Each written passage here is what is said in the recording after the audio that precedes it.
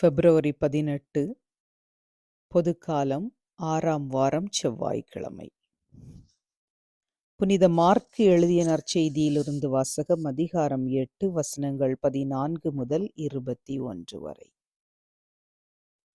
சீடர்கள் தங்களுக்கு தேவையான அப்பங்களை எடுத்துச் செல்ல மறந்து விட்டார்கள்.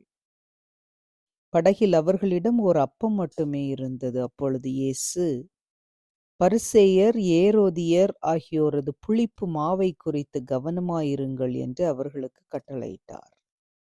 அவர்களோ தங்களிடம் அப்பம் இல்லையே என்று ஒருவரோடு ஒருவர் பேசிக் கொண்டிருந்தார்கள்.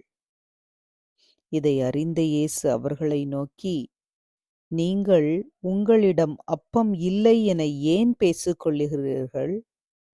இன்னுமா உணராமலும் புரிந்து கொள்ளாமலும் இருக்கிறீர்கள்? உங்கள் உள்ளம் மழுங்கியா போயிற்று? கண்ணிருந்தும் நீங்கள் காண்பதில்லையா? காதிருந்தும் நீங்கள் கேட்பதில்லையா? ஏன் உங்களுக்கு நினைவில் இல்லையா? 5 அப்பங்களை நான் 5000 பேருக்கு பிட்டு அளித்தபோது மீதியான துண்டுகளை எத்தனை கூடைகள் நிறைய எடுத்தீர்கள் என்று அவர் கேட்க, அவர்கள் 12 என்றார்கள். 7 அப்பங்களை நான் 4000 பேருக்கு பிட்டளித்த போது மீதி துண்டுகளை எத்தனை கூடைகள் நிறைய எடுத்தீர்கள் என்று கேட்க, அவர்கள் 7 என்றார்கள். மேலும் அவர் அவர்களை நோக்கி, இன்னும் உங்களுக்கு புரியவில்லையா என்று கேட்டார். இது கிறிஸ்து வழங்கும் நற்செய்தி. கிறிஸ்துவே உமக்கு புகழ். சிந்தனை. இன்றைய வாசகம் இயேசுவின் வாழ்வில் நடைபெற்ற ஒரு சிறிய ஆனால் சுவையான நிகழ்ச்சி. படகிலே போய்க் கொண்டிருக்கும் போதுதான் சீடர்களுக்கு நினைவு வருகின்றது, தேவையான அப்பங்களை எடுத்துச் செல்ல மறந்துவிட்டார்கள் என்று.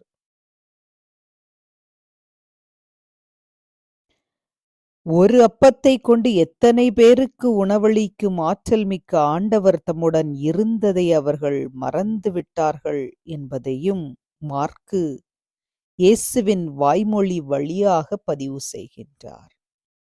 இந்த நிகழ்வு நமக்கு 2 பாடங்களை கற்றுத்தருகின்றது. ஒன்று, நம்மிடம் என்ன இருக்கிறது என்று பார்க்காமல் என்ன இல்லை என்றே நாம் ஒவ்வொரு நாளும் கவலைப்பட்டு கொண்டிருக்கின்றோம். அது தவறு.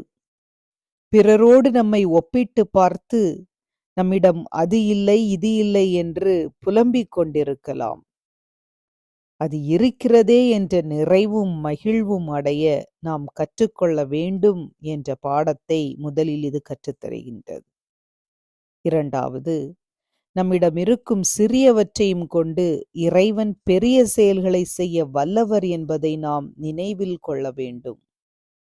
வெறும் தண்ணீரை திராட்சை ரசமாக மாற்றியவர், 5 அப்பங்களை 5000 பேருக்கு பலுக செய்தவர், நம்மிடம் உள்ள எளியவற்றை கொண்டு மகத்தான வெற்றிகளை நமக்கு தர வல்லவர் என்று நாம் நம்ப வேண்டும். இதுவே 2வது பாடம்.